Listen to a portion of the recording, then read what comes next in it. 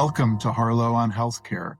I'm David Harlow, and I invite you to join me by my virtual hearth as I sit down with healthcare leaders to discuss building the future of healthcare.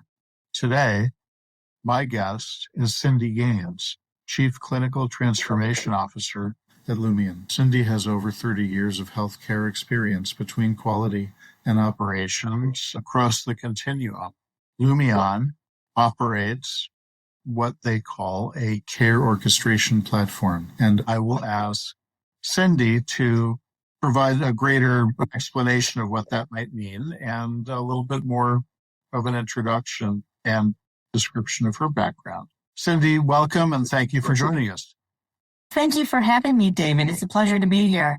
Again, I'd appreciate it if you could take us through your extensive career and interesting background, and then a little bit more about Lumeon at the very, very basic level. When we say care orchestration platform, what does that mean?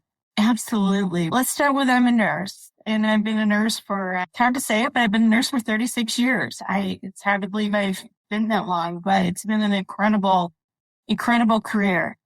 I've spent the majority of my career in the health system side of the world. So my first 32 years as a nurse, once I left the bedside and left the clinical hands-on care, I was in nursing leadership. I've been working in quality leadership. In my last roles, I was vice president for population health, and then went on to be the president of our medical group where I was. So I've really done a little bit in my career on all sides of the continuum, from, I guess, in nursing to quality to physician leadership and hospital administration. I joined the Lumeon team a few years back, and as the Chief Clinical Transformation Officer, really bringing that experience with me into the Lumeon world and really working with our customers and translating what we do in Lumeon. And so when we think about Lumeon and care orchestration, we really truly believe that care better coordinated is care better delivered. And care coordination is hard to do. It truly is broken. We tend to think of it as it's very manual. It's hard to scale. We have this tendency to throw bodies at everything in healthcare to fix that. Put a nurse on that. I can't tell how many times over the years we'll assign that task to somebody to get it done. And honestly, we're at a point in healthcare where we just don't have those bodies. So what we do at Lumeon is we leverage data and automation to really support the delivery of the right care to the right patient every time. So we are a care orchestration platform. And what that means is when you think about automation is really about, people think of it and they're like, I'm eliminating a task. But when we think about care orchestration, it's really about automating multiple tasks and processes and workflows together to really, within the context of a patient journey, to not only support the patient to get the right care at the right time, but to make that care easier for the teams to do, which is honestly what brought me to Lumeon when I said, I've implemented a lot of softwares over the years, and they were necessary. We needed to do EMRs. We needed to do closed loop medication administration. They made care safer. It didn't necessarily make it easier to do care. And what really brought me to Lumeon was that what we're doing is about unburdening the team, freeing up their time with unnecessary tasks that can be done through automation, freeing them up to spend more time with the patient and to do in healthcare what we all went in to do, which is to provide that care. That's why we're here. And I said, that's what you're doing. You're making it easier for us to provide care. I am completely in, and I'm really proud to be here today as the transformation officer for Lumeon. That's great. So let's dig a little bit deeper and try to tease out a couple of specifics, right? Everything that you're saying makes sense, and I'm sure makes sense to people listening. And the real question is, what does that actually mean in the real world? So let's take a particular use case or a particular context and dig a little deeper, if you would. Sure. So let's use the example of getting ready for a surgery. I had this experience recently, so I can think about what that's like. A patient gets scheduled for surgery, and there's typically going to then be an intake. You're going to get a call from the nurse who's going to be asking you a lot of questions to validate some things about your history. That intake could be done over the phone. It's done in person. It's done different ways in different organizations. We worked with one organization who we did this with, and they were doing it in person. And then from there, then you're getting with that provider to what do we need to order? What's their risk stratification? Are they low risk? Are they medium risk? And then they're moving on to ordering the lab. Now we're tracking the lab. And then to get you ready for surgery, then there's communications at the end about where to park, when to stop eating and drinking, how do you do a HIPAA scrub? There's a lot that just to get you ready for a day of surgery. It's a very manual task in most organizations. So when I talk about care orchestration and we talk about, it's not about one of those tasks, it's about working with an organization to say, where in the workflow could we make this easier? So let's take that same workflow and think about it from our perspective. The patient gets scheduled for surgery. Instead of there being a phone call or an in-person visit, I can send the question to the patient to fill out themselves. And they can fill out at the time, the leisure time that works for them, as opposed to getting a call in the middle of your day. You're getting a text or an email. We have some questions for you to fill out. That information comes back to the clinical team who they don't have to transcribe it into the record. They don't have to scan it into the record. It automatically is written into the record where they're just reviewing it and they can edit it if they need to. But the risk stratification tools that they're using, instead of scoring it by hand, we can take the information from the EMR and from the patient and score it for them. So suddenly I'm providing the team the information they need.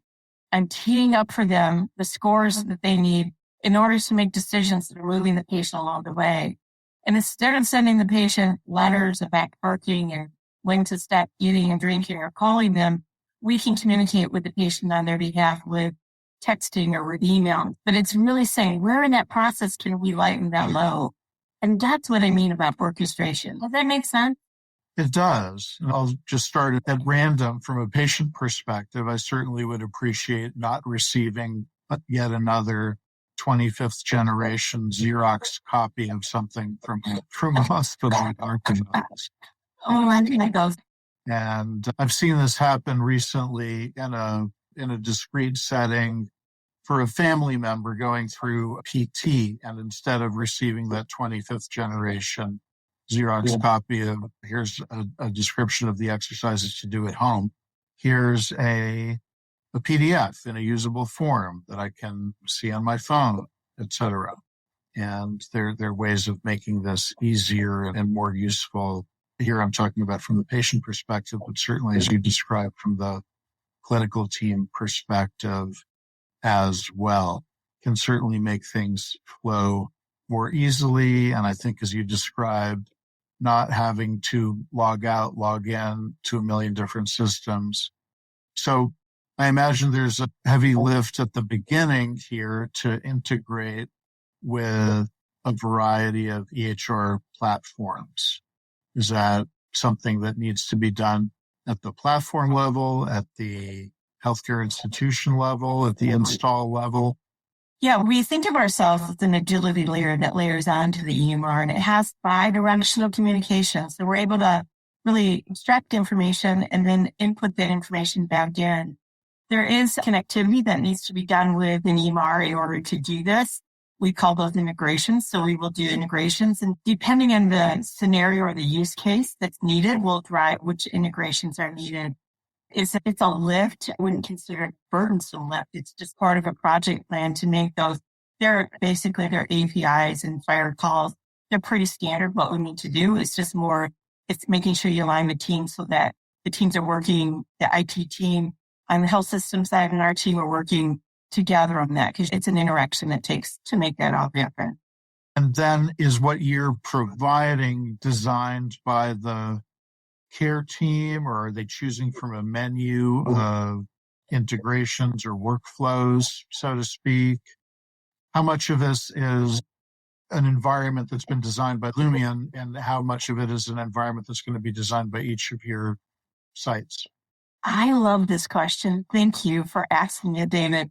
What I really appreciate about what we do here at Lumeon is that it's about honoring the workflows that the organization has. We don't come in defining the clinical practice. Organizations they've done an excellent job of identifying and building best practices, where organizations struggles on the execution of best practices. And so an example of what I mean by that is we all know the best practices. A heart failure patient should be seen within 7 days of discharge. Where we struggle is on the execution of that. And I would say that many patients do not have that visit within 7 days of discharge, an execution problem. And that's where we believe automation comes in. So when we come in, we're not coming in saying you have to do the clinical workflow in this process, because if you do, you spend more time arguing with the providers about what is best practice. And what we go is, what's your best practice? We then look at that best practice and we look for opportunities to automate. Lumeon we are the experts at workflow automation. So what we do is bring that expertise and then the expertise of the clinician, and we marry them together. So we're not looking to replace your workflows with a better workflow. We're looking for ways to make your workflows work better for you. And so we really honor those best practices that organizations have, and we make sure that is what we are hardwiring in to the process. Now, if someone says, I'm not sure what I want to do here, we will share best practices from other organizations, but we really count on those organizations that you've done a lot of work to get agreement with your provider. So let's start there as the foundation. If you're just tuning in, this is Harlow on Healthcare, coming to you on Healthcare Now Radio. I'm David Harlow, and my guest today is Cindy Gaines, Chief Clinical Transformation Officer at Lumeon. Cindy, you've talked about persistent staffing shortages and the other challenges that may be faced by provider organizations. I'm wondering if you can speak to, while we're quote unquote coming out of the pandemic or the acute phase of the pandemic, there's certainly lessons to be learned from the last 3 years and how that was different from what we call the before times. And how do care organizations plan for what I think of as the next normal? Because we're going to be changing. Things will be changing probably every 3 to 6 months on a going forward basis from my perspective.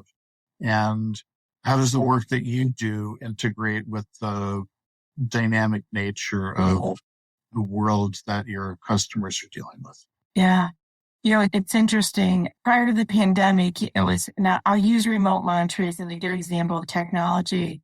There was a lot of fear about technology and how to integrate technology into our clinical world. And there was a lot of resistance of something as simple as remote monitoring.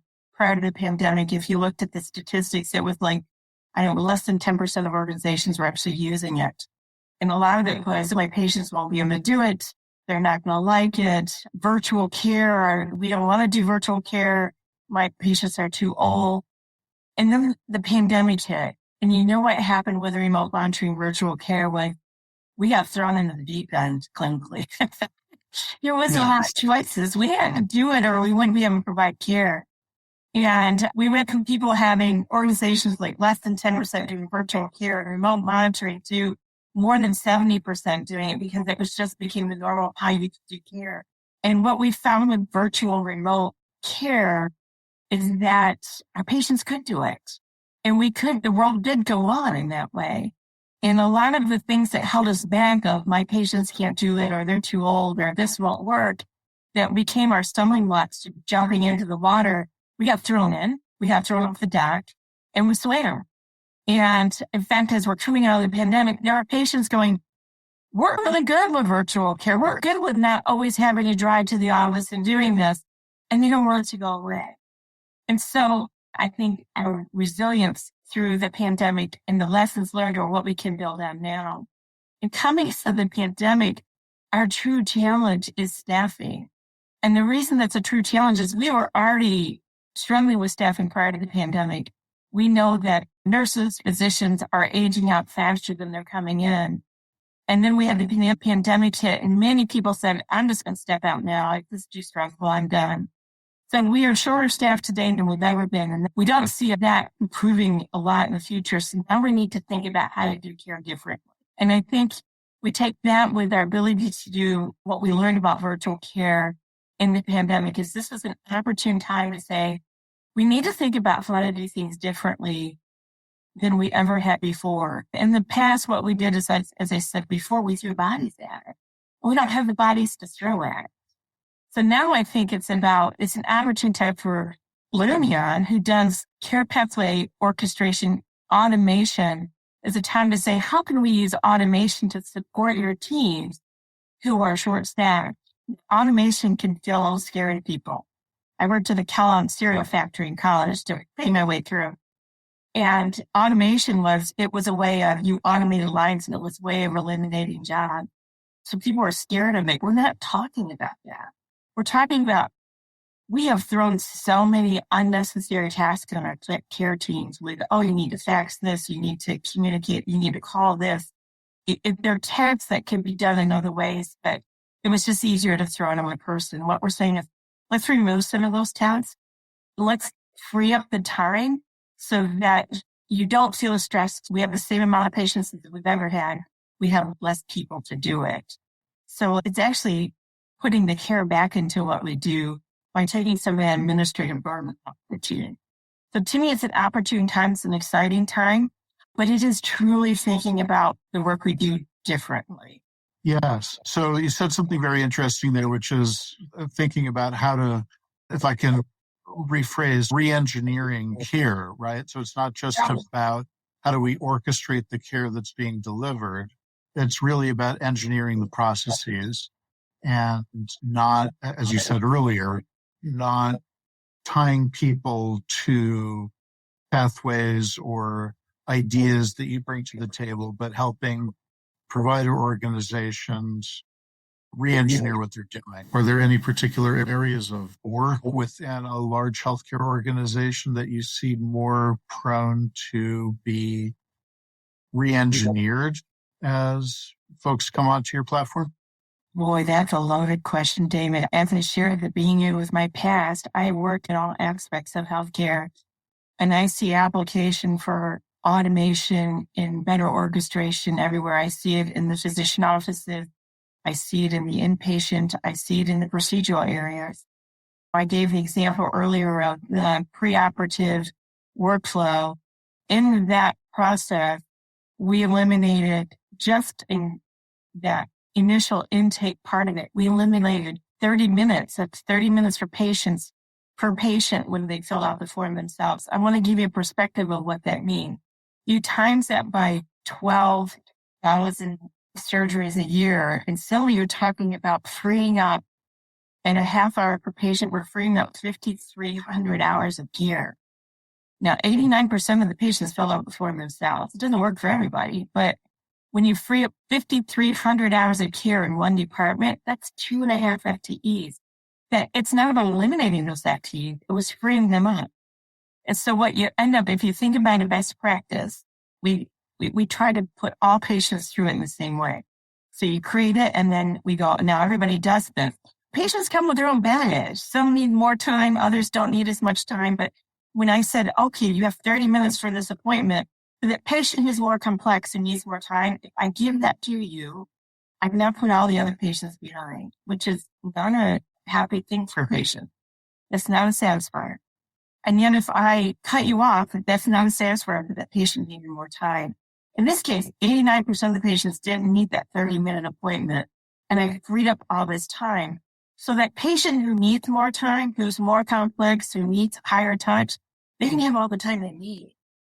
And for that patient, I got this, just let me go through your process digitally and virtually, they're happy too. So what it actually creates is this ability for patients to move through the process in the way they need to, and the team has enough time to do it. And so in some ways, it's re-engineering from the perspective of it becomes unique to the patient and what their needs are.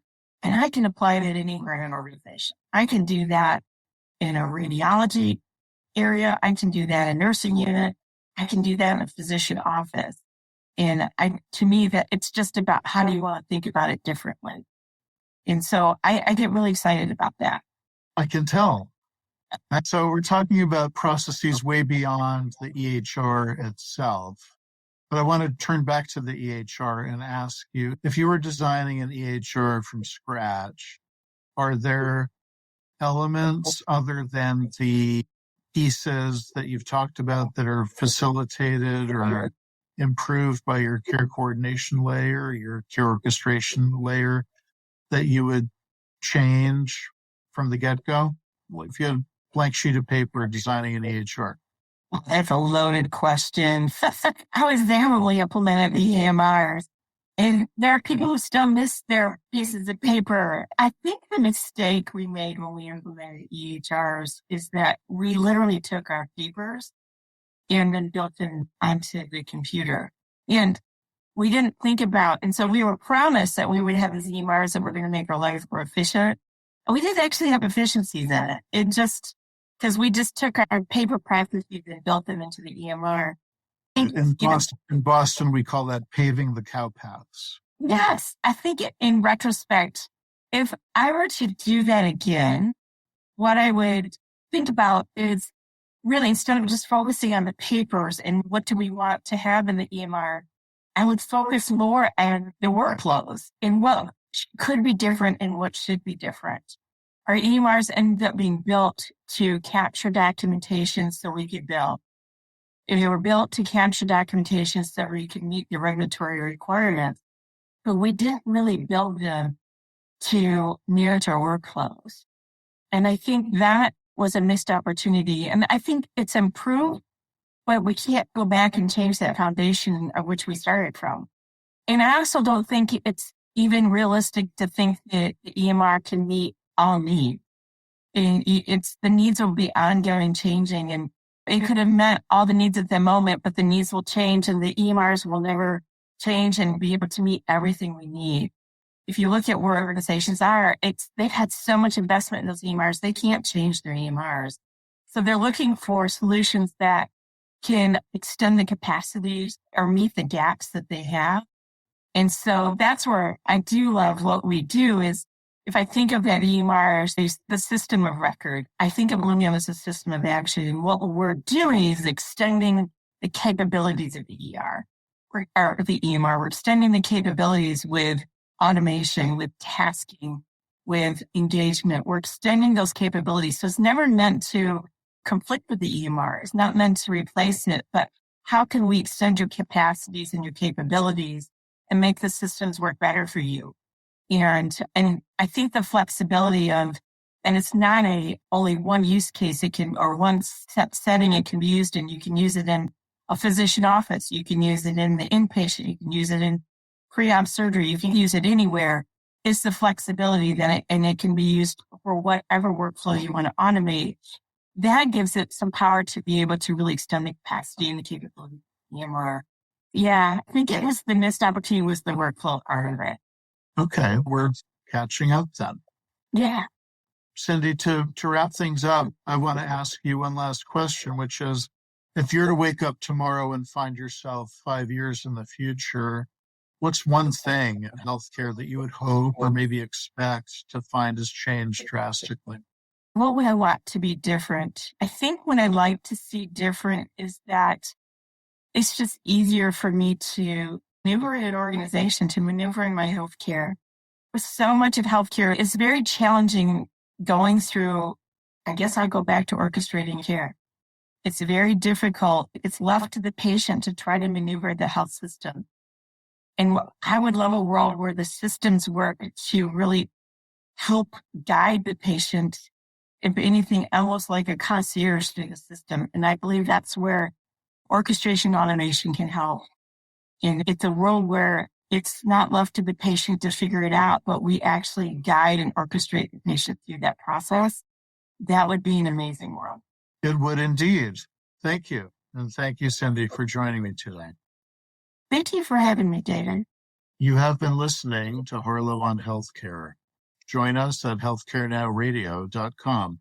Let's continue the conversation on building the future of healthcare together at #Harlow on HC. I'm David Harlow, keeping the fire going and holding the seat open for you. Until next time.